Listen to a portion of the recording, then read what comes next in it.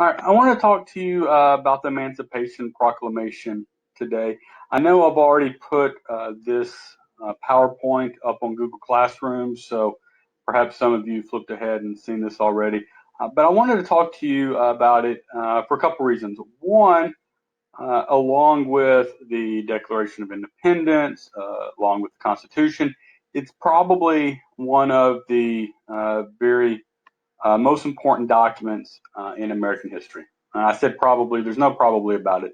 It is one of the most important documents in American history. You can probably put it up there, like I said, with the two original founding documents, the Declaration and the Constitution. Now, the Emancipation Proclamation isn't a founding document. The country had been founded and had been operating under the U.S. government for about 80 years by the time Lincoln issued the Emancipation Proclamation. But it fundamentally changes the nature of the country. Obviously, it's the first step towards outlawing slavery, but it also is a big step towards expanding presidential power and the power of the federal government, which is really true about everything in the Civil War.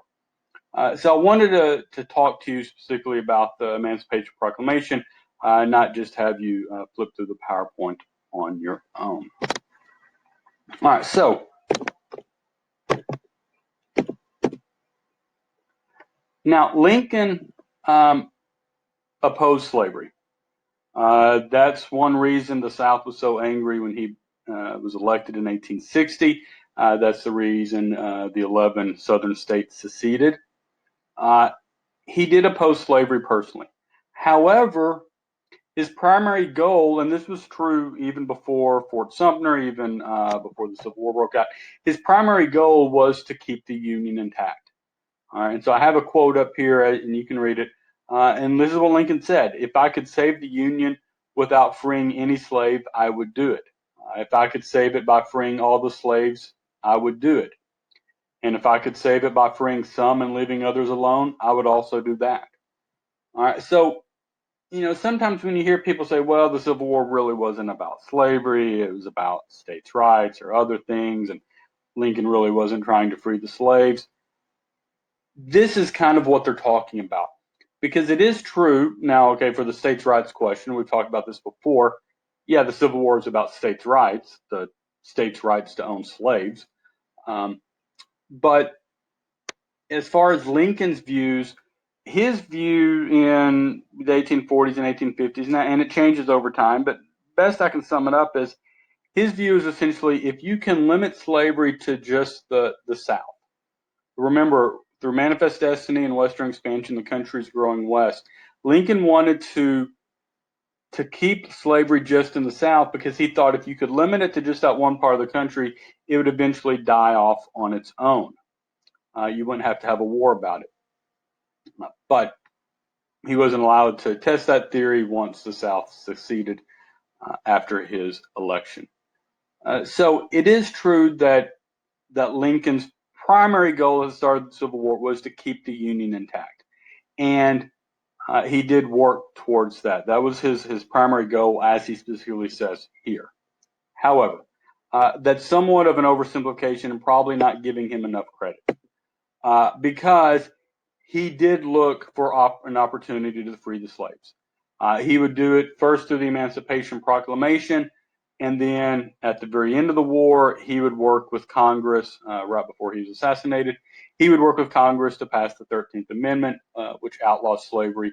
We'll talk about that more when we talk about Reconstruction and the aftermath of the Civil War. But back in 1862, Lincoln looked for an opportunity to free the slaves. And a lot of members of his own cabinet weren't on board with this. Some were, but some were a lot more cautious than he was. However, he did not want people thinking he was freeing the slaves simply out of a desperation to win the war. He wanted it to seem like it was the right thing to do, like this is a natural goal of the war, so to speak. So he didn't want to make it look like it was an act of desperation. All right, so therefore, he waited until after the Union victory at Antietam to announce the Emancipation Proclamation. If you'll recall, if you looked at your notes from last week, Antietam was one of the most important early battles of the war. It was the first time General Lee had led the Confederate, the Southern Army, into, quote, Northern Territory, in this case, Maryland. It was a very, very deadly battle. Both sides had over 20,000 casualties, but it was seen as a Union victory. And ultimately, Lee had to retreat back to the South. As we'll talk about in the next lecture, he would venture north only one more time at Gettysburg. He would also lose that, and that would really spell the doom for the Southern war efforts. But Antietam was the first time General Lee, had taken the Confederate Army north. He was defeated, and Lincoln saw this as a perfect opportunity to announce the Emancipation Proclamation. All right. So what did the Emancipation Proclamation do? All right, now, if you go around and ask your average American, if you just grab some random person walking down the street and ask them, what was the Emancipation Proclamation? They would say, okay, well, that's when all the slaves were free. But they're only partially right about that. The Emancipation was an important step, but it was only a first step. All right. Because it freed the slaves in the Confederacy. Okay? If you look at this map over here on the right, all right, the yellow states, those are the states that seceded. Those were the states that were fighting a war against the Union. And what the Emancipation Proclamation said is that any slaves in basically states in open rebellion to the country will be free. What did the Emancipation Proclamation not do? It didn't free any any slaves that were still part of the Union.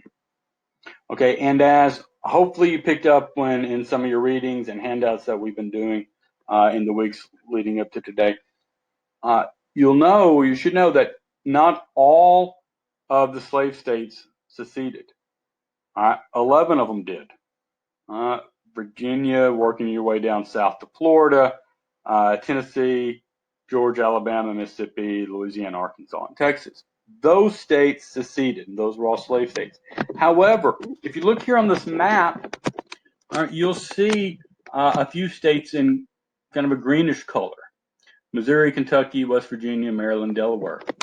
At the start of the Civil War, slavery was still allowed in those states. It was still legal to own slaves in those states I just mentioned. All right, so the Emancipation Proclamation did not, I don't repeat that, the Emancipation Proclamation did not free the slaves in those states. All right, in the places in the Union where slavery was still legal, slavery continued to be legal after the Emancipation Proclamation. Okay, and we'll get into this on the next slide why Lincoln did it that way. But when we say that the Emancipation Proclamation freed the slaves, again, that's only partially right, because it only freed the slaves in the Confederacy. It did not free slaves that were still living in the Union, particularly those slave states that made up the border regions of Missouri, Kentucky, West Virginia, Maryland, Delaware.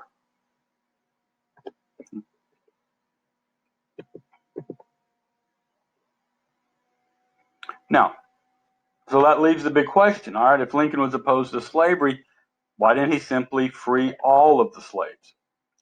And, well, there's probably two answers here. One is more practical. One, he was writing this in 1862. The war broke out in 1861. It's still in its fairly early stages. And he had worked hard in 1861 to keep these border states, Missouri, Kentucky, West Virginia, Maryland, Delaware, to keep them as part of the Union. All right.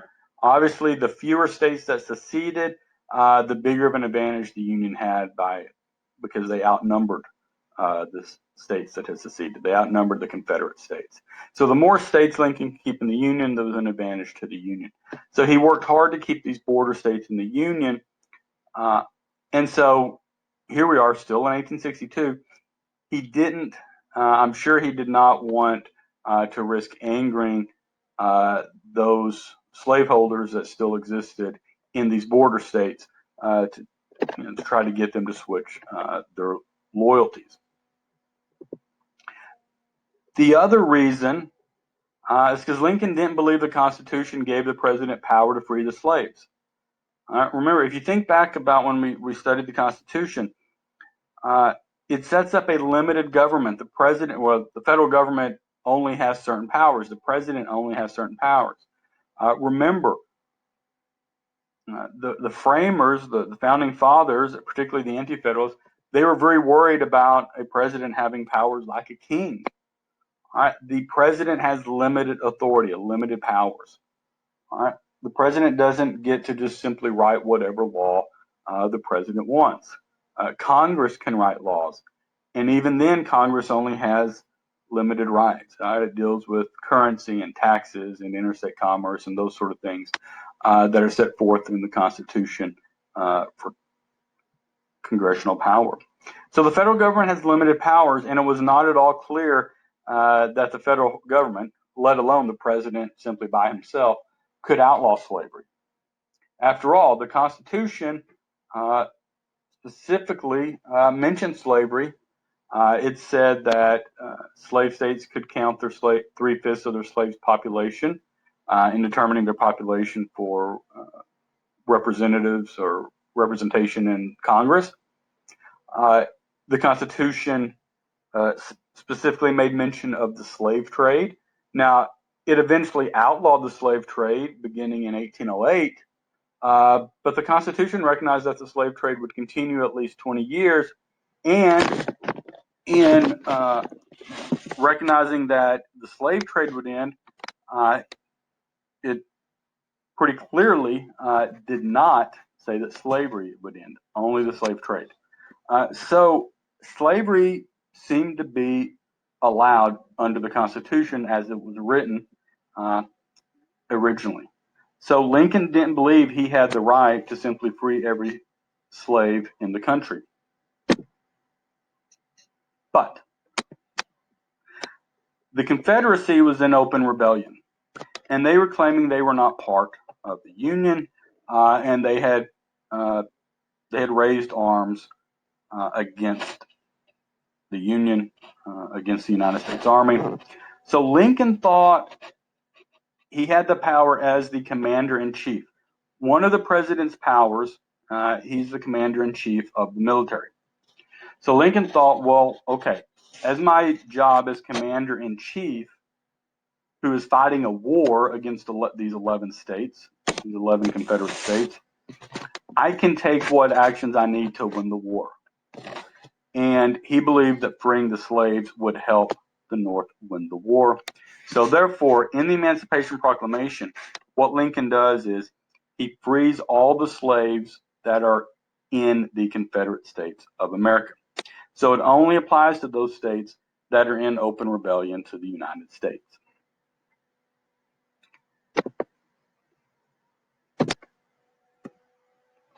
So gets us to this question. What was the effect of the Emancipation Proclamation? Well, in some ways, its biggest effect was symbolic. All right. Now, by making the war more explicitly about slavery, it probably kept Great Britain from helping out the South, the Confederacy, because by then Great Britain and the British government was pretty ardently anti-slavery, and they didn't want to be seen as helping up a country that was founded on slavery, i.e. the Confederate States of America. So, in one hand, the proclamation probably helped keep Great Britain out of helping the Confederacy, but in a large respect, it was probably symbolic because think back as to what it did. It freed the slaves in the Confederacy. Let's go back here for a minute. Just those states in yellow on this map. It only freed those slaves that were living in the Confederate States.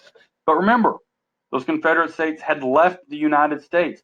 They did not recognize Lincoln as having any authority over them. Their president was Jefferson Davis. All right, they had elected their own president. They had their own legislature. They didn't view the United States as having any control over what they did in the Confederacy anymore. So Lincoln issues this law, but none of the Confederate states have any intention of following the law. And when Lincoln issued the proclamation, the United States hadn't, from a military standpoint, really conquered any of those seceding states yet. So when Lincoln first issues the Emancipation Proclamation, which, as you can see in this picture here, takes effect January 1st, 1863. When Lincoln first issues it, it doesn't really free many slaves at first. All right. Now, eventually, over the next few years, the North was going to start winning the war. They were going to start taking control of some of these states one by one. And as the Northern Army, the Union Army, really gained control of these Confederate states, then the Emancipation Proclamation could be put into effect, and slaves could be freed. And as you'll see in the notes here, eventually 180,000 African Americans end up serving in the Union Army. And then not only did this provide extra help to the Union Army, it deprived the South of a good portion of their labor. Remember, there were 4 million slaves in the country at the start of the Civil War. The South very much relied on slave labor. And so once those slaves were started to be freed and they went to join the Union Army, that was just less work that the South could get done. So that's it about Emancipation Proclamation. Okay, again, one reason I wanted to make sure we did talk about this together instead of you just copying these notes is because not only is it one of the most important documents in American history, it's also the most complicated, perhaps one of the most misunderstood, because as I said at the beginning of the lecture, if you just asked a random person that you meet what was the Emancipation Proclamation, they're going to think, oh, well, that was a document that outlawed slavery in the United States. But it really didn't do that. It only outlawed it in those states that were in rebellion. And until the Union Army took control of those states, it really didn't even have any practical effect in those particular states when it was issued. With that being said, though, I don't want to minimize the importance of it because it is very important. This is a first step of absolutely saying that one of the goals of the Civil War is to put an end to slavery. And from a constitutional standpoint, that's going to require an amendment to the Constitution. Ultimately, that'll be the 13th Amendment. Legally, it's going to take an amendment to the Constitution to outlaw slavery everywhere in the country. But the Emancipation Proclamation is a very important first step. It's a signal that this is the direction that the country is headed in, once and for all. They've been playing this tug of war over slavery ever since independence, basically. The North and the South, the abolitionists and the slaveholders had been arguing and fighting about this, and eventually the Civil War broke out.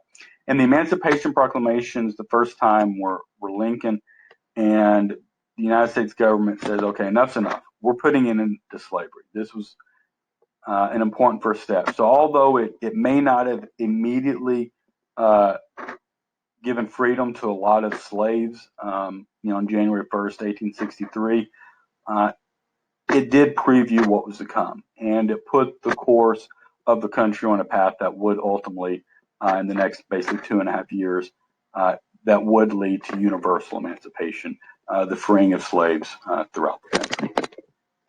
Our next lecture, we'll